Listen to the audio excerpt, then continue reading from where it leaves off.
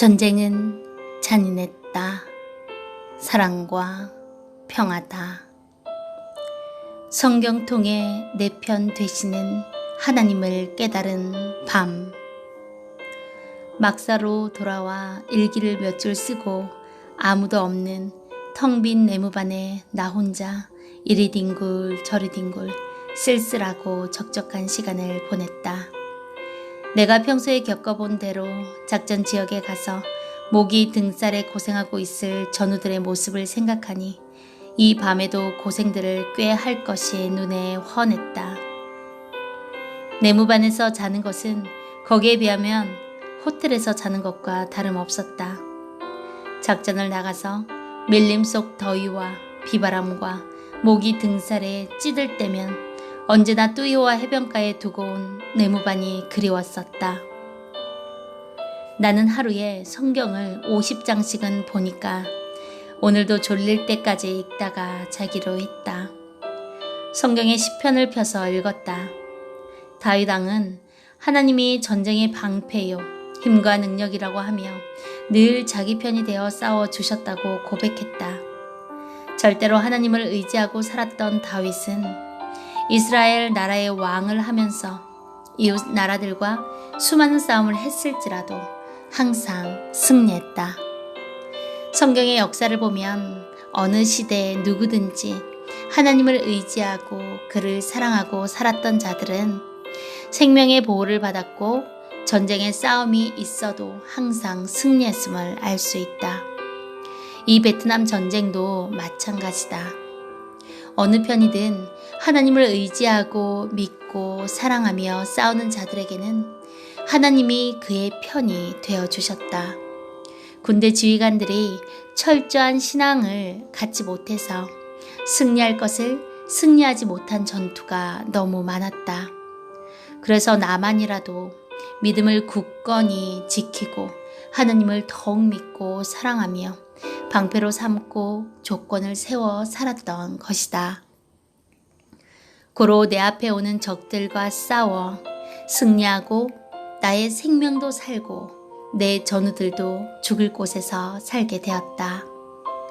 나는 그동안 믿음을 지킴으로 인해 베트남 전쟁의 위험한 상황에서 수십 차례 구출을 받았고 나와 교전하는 적들을 포로로 잡는 등 그때그때 어려움을 기적적으로 처리할 수 있었으며 지금까지 건강한 몸으로 살아올 수 있었음을 절실히 체험하게 되었다.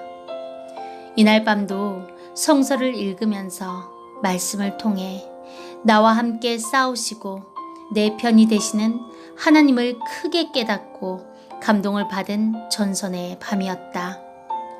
근무를 서고 들어와 내무반에서 혼자 있으니 다소 적적하고 쓸쓸한 듯 했으나 조용히 인생을 생각하고 진리를 깨닫고 정신적으로 나를 깎고 닦는 시간을 갖게 되니 정말 보람있고 가치가 있었다.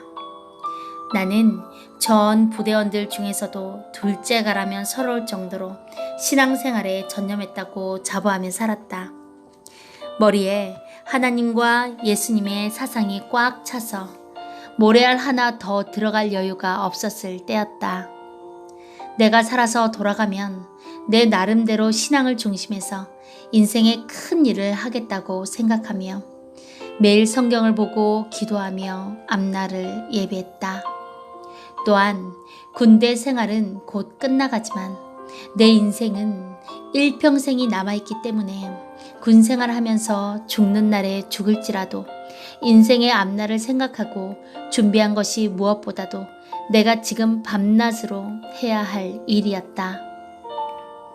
전쟁터 사나이들의 최고 소망은 그저 살아서 부모, 형제, 사랑하는 처자식과 애인들이 기다리는 곳으로 돌아가는 것이었다. 그리고 삶의 포부가 대단하여 어떤 전우는 큰 회사를 한번 경영해 보겠다고 말하기도 하고 어떤 전우는 전쟁터에서 고생하듯이 밤낮으로 신경 쓰며 살면 세상에 못할 것이 무엇이 있겠냐며 모래 벌판에서도 살아갈 수 있다는 자신감을 보이기도 했다. 그러면서도 허무하고 공허하고 죽음에 대한 불안과 초조함이 가득한 전쟁터의 삶으로 전우들은 앞날을 생각지 않는 현실주의에서 벗어나지 못하고 살고 있었다. 죽으면 끝난다. 죽기 전에 여자도 사랑하고 먹고 마시는 것도 즐기다 가자 하는 것이 그들의 삶이었다. 작전 지역에서나 내무반에 들어와 모여서 서로 이야기하는 화제거리 1위는 여자 이야기다. 2위는 술 먹는 이야기, 3위는 자기 인생 살아온 이야기들이다. 인생 살아온 이야기들도 역시 여자와 뒹굴면서 재미있게 지냈다는 이야기들로 입에서 거품이 나오도록 말하며 소쩍새처럼 밤을 지새우기도 한다. 한 번은 전우들의 이야기를 이를 악물고 눈을 비벼가며 끝까지 날이 새도록 들어보았다. 야, 너는 첫 경험이 몇 살 때냐? 선배가 후배한테 묻는다. 저는 좀 성숙하지 못해서 늦은 편이었습니다. 라고 대답하는 후배 전우는 자기 이야기를 털어놓는다. 자기가 19살 때 하도 여자에 대한 호기심이 생겨서 여자를 하나 꼬이려 쫓아다녔는데 자기 얼굴이 반 곰보라 여자가 따르지 않아 구두 닦기를 해서 번 돈을 가지고 창녀촌으로 갔다고 한다. 알몸으로 한 여자가 나오더니 너 고등학생이지? 하기에 네 하니 너 이런 데 다녀봤어? 하기에 처음 왔어요 말하자 그 여자가 자기를 방으로 데려갔다는 것이었다. 방에 들어가니 22살쯤 먹은 여자가 흘끔 쳐다보면서 이런 곳 몇 번째냐? 묻기에 처음 왔다고 하니 저 삐리는 안다. 어서 벗지 뭐 하는 거야? 하는 말에 옷을 홀로덩 벗었다고 한다. 그런데 쑥스러워서 어떻게 할 줄 모르고 여자를 껴안고만 있으니 여자는 화가 나서 할 줄도 모르는 게 왜 온 거야? 하며 집에 가서 부침개나 부쳐 먹고 공부나 열심히 하라고 했다고 한다. 그래서 그 여자를 취하지도 못한 채 다시는 이런 곳에 오지 말라고 진탕 혼나기만 하고 돈만 뜯기고 왔다고 말했다. 그 말을 들은 옆에 선배 전우들은 야 병신 같은 놈아 그렇게도 여자 다룰 줄을 몰랐어? 좋은 기회를 놓치다니 했다. 그 전우는 다시 말하길 그 후 사람들에게 여자 다루는 법을 1년 동안 배우고 창녀촌에 입학을 해서 군대 올 때까지 다녔다고 했다.